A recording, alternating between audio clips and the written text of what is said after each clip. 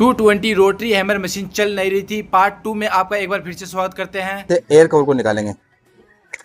ये देखो, ये कुछ इस तरीके से एयर कवर को निकाल लेने के बाद में हम यहाँ पर इसके फील्ड कॉइल को चेकिंग करेंगे। उससे पहले हमें यहाँ से ये इसको खोलने की जरूरत नहीं है अभी। तो सबसे पहले हम इसके चारों वायर पर इसको चेक करते हैं। यानी कि ये जो अपने फील्ड कॉइल के वायर है, ये एक साइड की है और ये दूसरी साइड की कॉइल है। चेक करेंगे।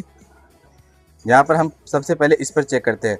तो देखो, यह एक साइड में बिल्कुल भी कंटिन्यूटी नहीं बता रहा है, यानी इस साइड वाली में।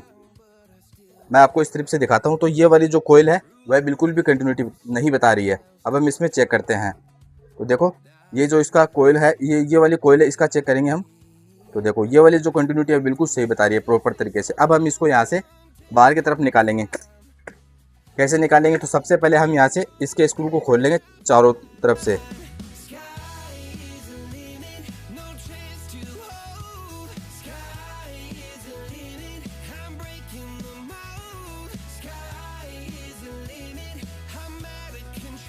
यहाँ पर खोल लिया है।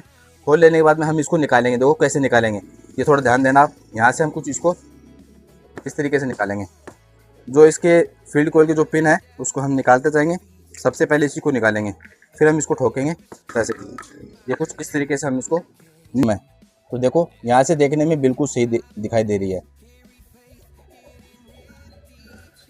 यहाँ से भी सही दिखाई दे रही है और जो वायर है वो यहाँ से भी सही दिखाई दे रहा है। तो चलिए देखते हैं इसके अंदर दोबारा से क्या प्रॉब्लम है और क्या प्रॉब्लम नहीं है। दोबारा से हम इसकी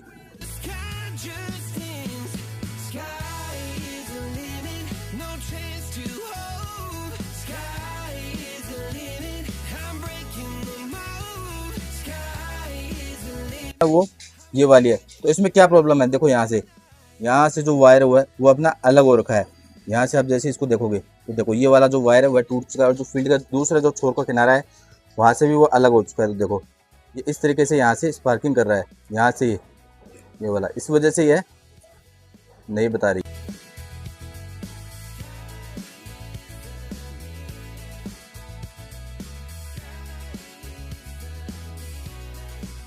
यहाँ से जो वायर है वो यहाँ से टूट चुका था। तो हम इसको किस तरीके से जोड़ेंगे? देखो, सबसे पहले हम इसको यहाँ से निकाल देंगे। निकाल देने के बाद में हम इसको एक राउंड इसका खोल लेते हैं। हम यहाँ से ये वाला कुछ इस तरीके से खोल लेंगे और इसको इस तरीके से लगा देंगे। इस तरीके से लगा देने के बाद में हम आगे इसको किस तरीके से साफ करेंगे। हम देखो, हम यहाँ पर रेजमाल का टुकड़ा ले लेते हैं। इस तरीके से हम यहाँ से निकाल लेंगे। निकाल लेने के यहाँ से साफ करने के बाद में और फिर हम यहाँ से इसको निकालेंगे। तो देखो, ये कुछ इस तरीके से निकल करके बाहर की तरफ आ चुका है। तो अब हम यहाँ पर क्या करेंगे, इसके अंदर हल्का सा एक राउंड और ले लेंगे। इसके अंदर राउंड ले लेने के बाद में हम यहाँ पर कुछ इसको इस तरीके से दबाएंगे। सबसे पहले इसको यहाँ से कटिंग कर लेंगे। ये वाला हिस्सा कटिंग कर देंगे और इसको वापस जोड़ेंगे। इसको देखो, अब हम यहाँ से इसको वापस इस तरीके से लगा देंगे, अंदर की तरफ लगा देंगे, आपने देखा। और फिर हम इसको यहाँ से ये वाला हिस्से को पकड़ करके हम इसको वापस से नीचे की तरफ दबा देंगे,